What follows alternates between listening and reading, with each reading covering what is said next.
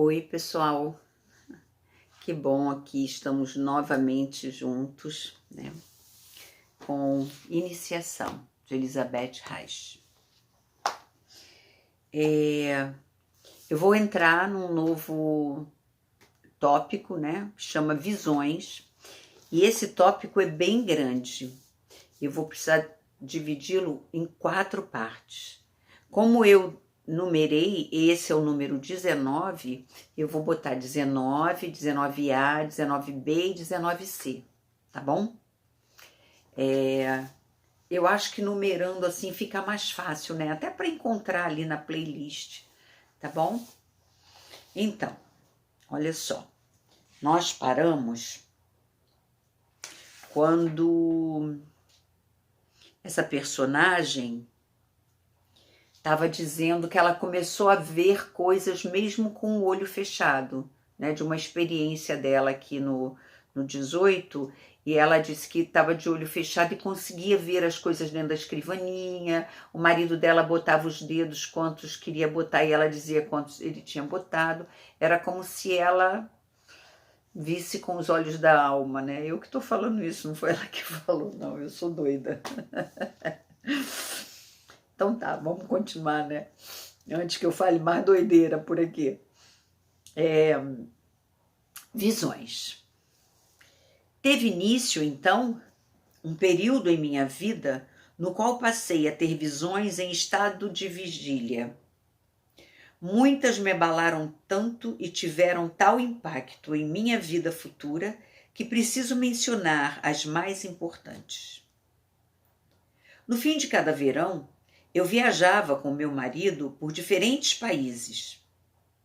Certa vez, quando voltávamos da Itália, paramos por algum tempo nos Dolomitas, a fim de excursionar pelas montanhas. Nesse lugar, tive uma das visões que mais me abalaram. De volta ao hotel, num fim de tarde, depois de exaustiva subida à montanha, fui deitar-me. Durante o passeio, o sol brilhara com tão penetrante intensidade que eu havia tido a sensação de que seus raios atravessaram minhas costas e o coração, como lanças. As imponentes rochas avermelhadas refletiam os raios solares. Toda a atmosfera parecia endemoniada, tudo brilhava, como se estivéssemos na antessala do inferno. Fiquei realmente feliz quando empreendemos o caminho de volta. E o sol, que nessa montanha se parecia com um infernal lança-chamas, sumiu atrás do horizonte. Fui para a cama cedo e ajeitei-me no intuito de adormecer. Nesse momento, tive a sensação de que todo o teto do quarto despencava em cima de mim e que eu caía num nada, sem fundo. Estava prestes a morrer.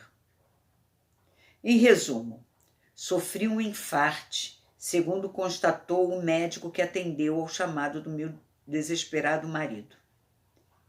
O médico me deu uma injeção. A noite passou, porém, e eu mal tinha pulso e a sensação de aniquilação me incomodava.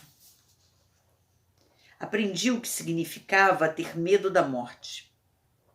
Como sempre, também me observava naquela ocasião e constatei que o medo da morte é um estado físico. Minha consciência estava em paz. Não tinha medo da morte. Mesmo assim, eu sofria tanto com aquele perturbador receio de morrer que nem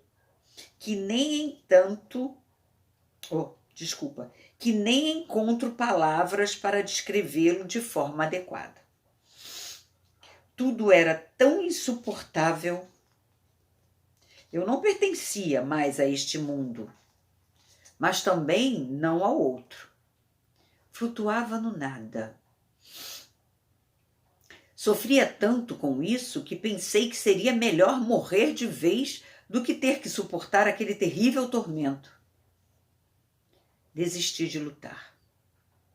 Queria morrer consciente. Estava para livrar-me do medo da morte.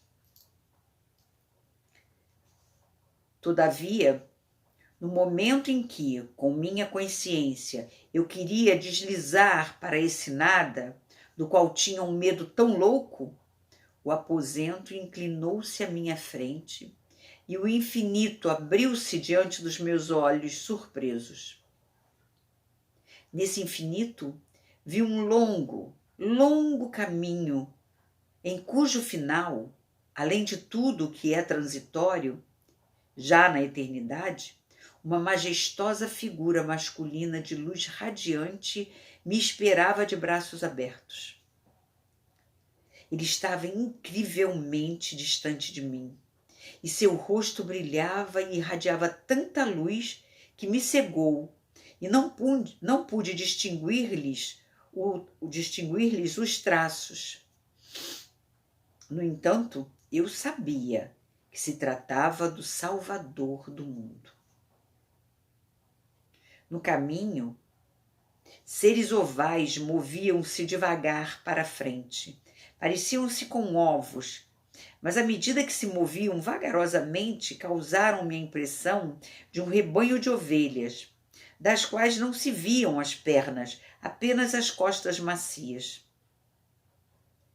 Parada no início desse caminho, eu tinha de lhes mostrar o rumo. Ali estava eu, orientando as ovelhas na trilha. Elas seguiam em passo regular e lento na direção da figura iluminada que as esperava de braços abertos. Aquelas que o alcançaram entravam em sua luz e sumiam, fundindo-se com esse brilho. Todo o infinito caminho luminoso parecia-se com uma torrente interminável e majestosa, composta desses seres ovais, que eu sabia serem almas humanas. E eu lhes apontava o caminho. Cada vez chegavam mais almas, e minha tarefa consistia em orientá-las e a todas as novas almas que continuavam a fluir. Tomei consciência de que não morreria dessa vez, pois ainda tinha tal missão a cumprir. E a morte demoraria a chamar-me. Enquanto não terminasse o meu trabalho, não poderia partir. E soube que esse trabalho demoraria muito a ser feito, até que finalmente o meu tempo se cumprisse no relógio cósmico e eu mesma pudesse retornar ao meu lar de luz, onde também esperava por mim a eterna irradiação do amor. Uma paz incrível me envolveu. O meu coração retomou sua batida, ainda bastante fraca, mas já normal. Olhei para o meu marido, que me observava com a preocupação estampada no rosto. Já podia mover um pouco a língua e disse a ele baixinho que estava melhor. O querido e velho companheiro chorou como uma criança de tanta alegria pelo fato de eu poder falar outra vez e de a luz ter retornado a meus olhos. Precisei ficar em repouso mais um dia. Então estava suficientemente refeita para podermos retornar à nossa casa. Em pouco tempo, tudo voltou ao normal. No verão, perto do grande lago, eu sempre ficava num estado especial, no qual me tornava mais receptiva do que o normal às visões, quer para a recepção, quer para a transmissão de mensagens telepáticas. Certa vez, numa dessas férias, fomos dormir porque, depois de um dia muito divertido, assim que a casa silenciou, adormeci ao lado do meu marido. Sonhei com toda sorte de imagens caóticas, aparentemente desconexas, e já em sonho ouvi passos lentos e arrastados que me despertaram. Bem, isso é, fiquei semi-adormecida. Vi-me subitamente sentada numa escadaria e não passava ninguém a quem eu pudesse pedir uma esmola. O ruído esperado me acordou. Vem vindo alguém. Despertei completamente, abri os olhos. Então, vejo que os passos pertencem a um homem muito velho e alquebrado, que se senta na outra extremidade da escadaria ao chegar. Essa escadaria une a cidade à sua parte mais elevada, e como aqui em cima há muitas repartições públicas e municipais, milhares de pessoas sobem e descem por ela.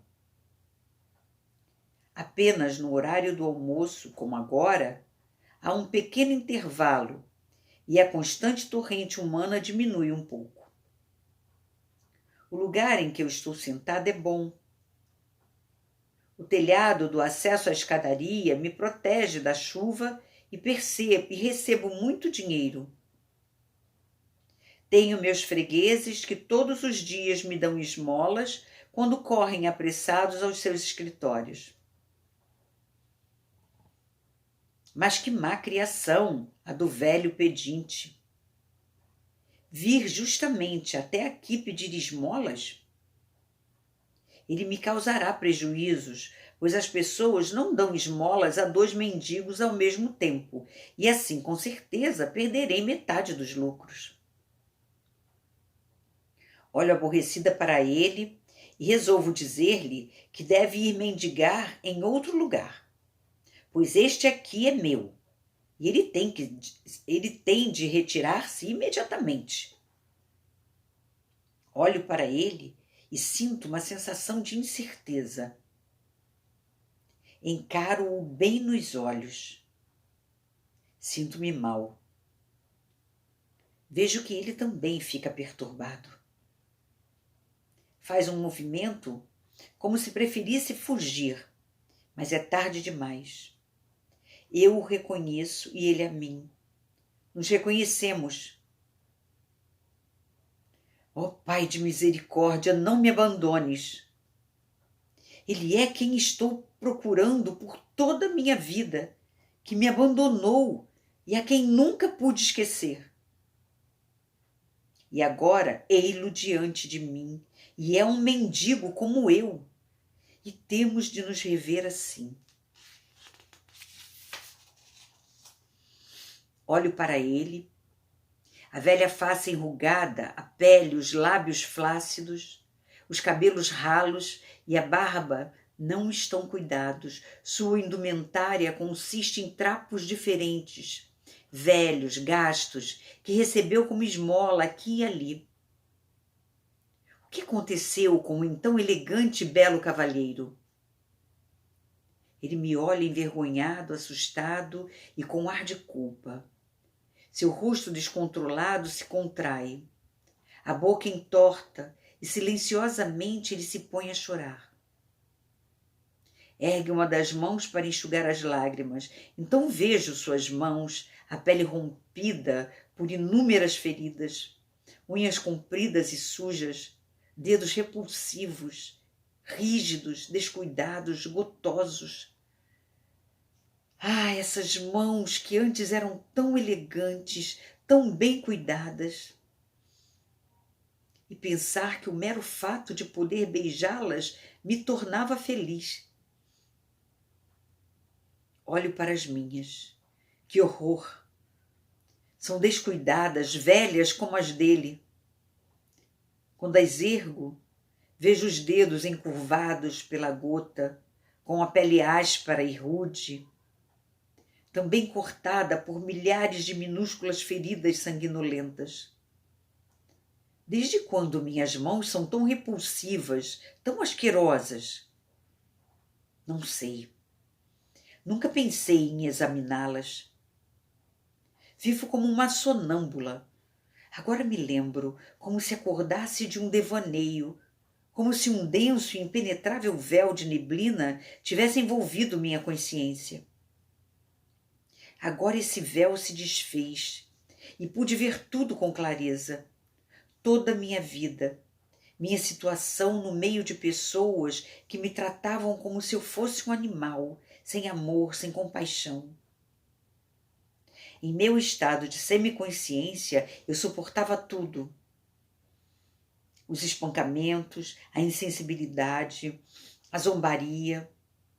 Quando as pessoas se divertiam às minhas custas no casarão devido às minhas imperfeições e ao meu desamparo. Como me ocorreria observar a condição das minhas mãos ou, sobretudo, prestar atenção à minha aparência? Quando era jovem, às vezes desejava ser bonita somente para agradar-lhe. Então amarrava fitas coloridas nos cabelos. No entanto, depois que o perdi e ao seu filho, tudo me era indiferente. Nunca mais tive a ideia de me olhar no espelho, nem me importei com a aparência das minhas mãos, mas apenas com o que se punha nelas quando eu pedia esmolas.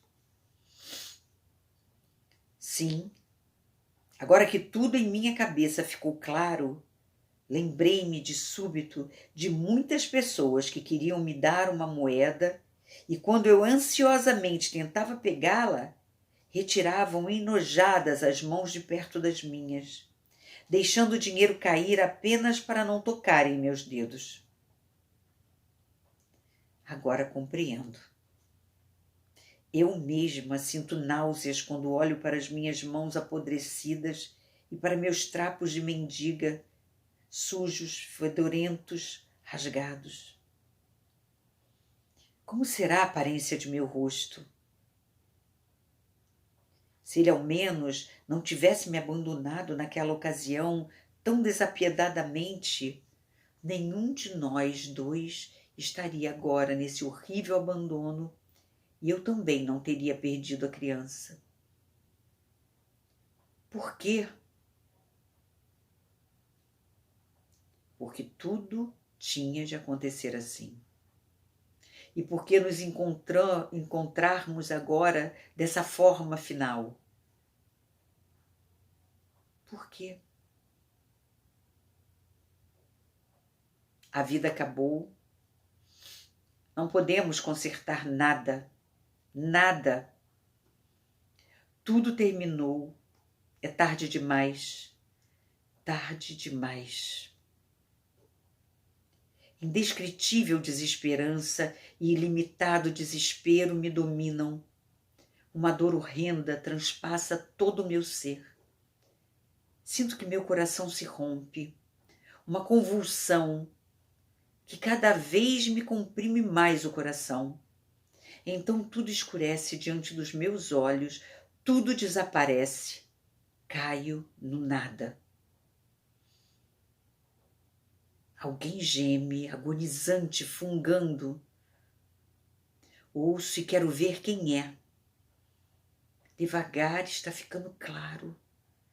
Então, encontro o olhar assustado do meu marido e tomo consciência de que sou eu que anseio por ar. Estou sentada na cama. Meu marido me sacode desesperado e quando vê que eu o reconheci, suspira aliviado e diz, ainda muito assustado: "O que aconteceu com você? Recuperou os sentidos? Fiquei tão assustado. Acordei com os seus estertores. Você estava sentada na cama com os olhos arregalados, mas não me reconheceu. Você olhava para o vazio, para mim, mas sem tomar conhecimento da minha presença. O que você tem? Responda." Olhei para ele e quis falar, mas não consegui emitir nenhum som. O desespero ainda fechava a minha garganta. Aos poucos, fui retomando a consciência até poder faldoar, ainda que a muito custo. Agora não posso, amanhã. Meu marido nada mais perguntou e caí nos travesseiros. Ele ficou segurando minhas mãos nas suas. Quando percebeu que eu me tranquilizava aos poucos, observou-me mais uma vez com olhar inquiridor e então apagou a luz. Na manhã seguinte, estávamos ambos sentados no jardim. Contei a ele o que havia acontecido durante a noite. Descrevi a minha visão. Eu era uma mendiga que se lembrou de toda a sua vida. Eu era aquela mendiga. Lembrei-me de tudo que eu vivi na época em que era aquela mulher. Tratava-se da minha própria vida, que de repente despertara e viera à consciência. Então, continuei a falar. Eu era uma criança abandonada, empregada num grande solar. Não tinha pai. Ao menos não me lembro, nem de pai, nem de mãe. Muitas pessoas andavam por ali. Um cocheiro que cuidava dos cavalos, lacaios que tacortavam lenha e alimentavam os cães de caça, a cozinheira e muitas outras servas que trabalhavam na ampla cozinha, no pátio também, e também na casa. Cresci nesse solar, jogavam-me de um lado para o outro, e até onde eu me lembro, sempre trabalhei no que havia para fazer no momento. Depois que cresci, também ajudei no casarão em que moravam os senhores. Era um verdadeiro palácio, com vários aposentos. E ouvi as camareiras dizerem que tudo ali dentro era muito bonito. Nunca pude entrar. Porém, pelo fato de andar descalça, só podiam entrar os criados que usassem sapatos. Eu era uma serva externa. Os quartos saíam de um corredor muito longo. Eu devia manter limpo esse corredor. Trazia baldes enormes de água do poço. Em seguida, me ajoelhava e escovava as grandes e coloridas lajotas de pedra. Ainda as vejo bem de perto do meu rosto, Ainda as vejo bem perto do meu rosto, como me debruço sobre elas e esfrego, recuo uma fileira e continuo a esfregar. Então, derramo água sobre as pedras e continuo a escovar. O longo corredor parece não ter fim. E quando finalmente o termino, tenho de continuar limpando o corredor do segundo andar. Passam-se dias, meses, anos e continuo a lavar e esfregar as lajotas de pedra. Vivo satisfeita. Não penso em quase nada. Minha cabeça parece envolta por densa névoa. Gosto de lavar o chão de pedras. Elas são coloridas e aprecio coisas cheias de cor. Em troca do meu trabalho, recebo comida na cozinha e permissão para dormir num pequeno aposento atrás da cavalariça. Muitas vezes chegam ao solar carruagens estrangeiras. Estas pertencem aos hóspedes que já desceram no portão principal. Os cocheiros as conduzem então para o grande pátio. Desatrelam os cavalos e levam-nos para passear em grandes círculos até eles se revigorarem. Em seguida, prendem-nos no estábulo destinado aos cavalos dos hóspedes. Muitos deles vêm para as calçadas.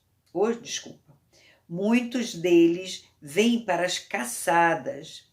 E aí o corredor fica todo sujo. Os vários senhores andam com as botas sujas. E já ao alvorecer tenho de lavar o corredor para que esteja limpo na hora em que os cavaleiros se levantarem. Certo dia, eu estava ali no pátio quando um senhor jovem, muito bonito, entrou. Procurava por seu cavalo e foi ao estábulo. Deixou que lhe arreassem a montaria, montou-a e foi-se embora cavalgando. Fiquei observando-o, fascinada. Ele era lindo e uma vez até olhou para mim. Admirei-o como se fosse o próprio Deus. E quando naquela mesma noite ele me procurou em meu pequeno aposento, deixei que fizesse comigo o que desejasse. Seu rosto brilhava através do nevoeiro que me obscurecia a mente, e vivi momentos felizes em seus braços. Ele vinha muitas vezes às caçadas, e minha vida consistiu em muitos dias felizes, quando ele estava presente, e em muitas esperas pelos dias em que retornaria. Depois de 1 ano, a criança nasceu. A cozinheira ajudou-me quando desmaiei perto da porta da cozinha em busca de socorro. Não sabia o que estava acontecendo comigo. Somente quando, depois de terríveis sofrimentos, ela colocou o bebê em meus braços, senti o coração aquecer-se pelo pequenino ser. Pela primeira vez na vida fui feliz. Alguém precisava de mim. Eu significava tudo para alguém. A cozinheira falou com a patroa, que veio me ver e permitiu que eu ficasse com a criança. Trabalharei, prometi. Trabalharei ainda mais, mas não me tomem a criança. Quando ele, o pai da criança, veio hospedar-se outra vez na casa e, como de costume, me visitou à noite, mostrei-lhe o bebê, radiante de felicidade. Pedi permissão para ir trabalhar em sua quinta, a fim de poder servi-lo. Primeiro ele se assustou, e então afirmou que nem sequer podia ter certeza de que o bebê era seu. Sabe Deus, disse ele, qual pajem ou criado será o pai? Em vão tentei convencê-lo de que não fora possuída por ninguém, pois me defendia contra todos como um animal selvagem. Ele era o único a quem me entregava, num estado de entorpecimento. Em vão também lhe pedi para morar nos arredores de sua casa, a fim de poder viver mais próxima dele. Prometi-lhe que, por certo, não o incomodaria. Apenas desejava trabalhar para ele. Durante alguns instantes ouviu-me falar, mas quando me ajoelhei diante dele, enlaçando seus joelhos, empurrou-me e fugiu. Nunca mais o vi. Se tornou a hospedar-se na casa, não sei. Nunca mais voltou ao pátio posterior. Esperei ainda durante anos por ele, em vão. Desapareceu da minha vida. Mas eu tinha criança. Esta representava tudo para mim. Todos os meus pensamentos se concentravam nela, significavam a minha própria vida. Eu esfregava as pedras do corredor e pensava nela. Tirava a água do poço e meus pensamentos lhe eram dedicados. Fazia o trabalho muito mais depressa para poder ficar junto do bebê. Era uma menina linda e esperta como o pai. Ela fazia sempre o contrário do que eu lhe dizia e não tolerava que eu a contradissesse.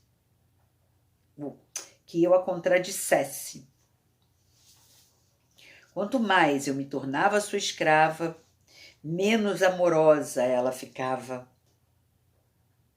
Ainda bem pequena, já era grosseira comigo e me desprezava. Nada do que eu fazia ou dizia lhe agradava. E preferia vagar pelos corredores. Muitas vezes distanciava-se tanto que só voltava para casa no dia seguinte. Eu ficava desesperada e a procurava por toda parte depois do trabalho. Mas quando ela voltava, tudo ficava bem outra vez. Certo dia, ela abandonou-me e nunca mais voltou. Aguardei desesperada, procurei por toda a região. Eu procurava e esperava, mas ela desapareceu para sempre. Não pude mais trabalhar. Para mim, o sol perdera o brilho. O mundo ficara totalmente vazio.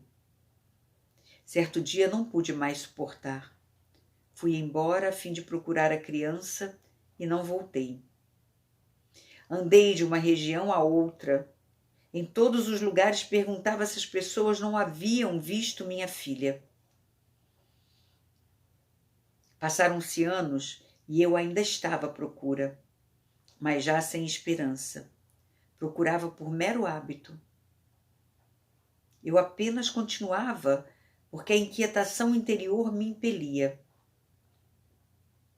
As pessoas me davam alguma coisa para comer e quando os meus vestidos se rasgavam, davam-me aqui e ali velhos trapos usados para cobrir os meus membros.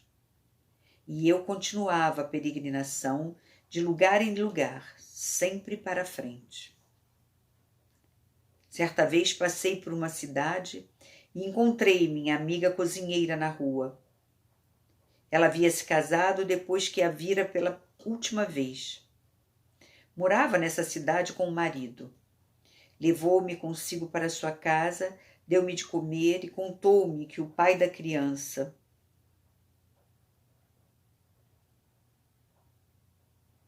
Nesse momento, meu marido agarrou subitamente a minha mão e interrompeu a narrativa, pálido, como um cadáver, e com voz trêmula ele disse: Espere, espere.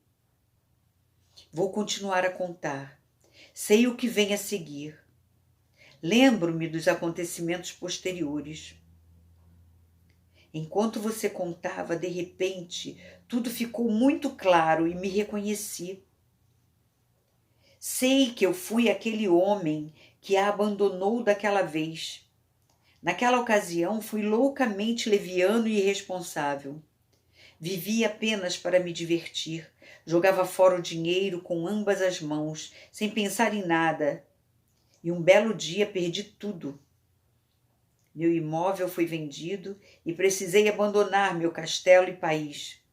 Primeiro procurei os amigos que haviam bebido e jogado comigo, os que me ajudaram a malbaratar minha herança. Depois de algumas semanas, no entanto, deixaram que eu percebesse que era demais em suas casas. Precisei seguir caminho.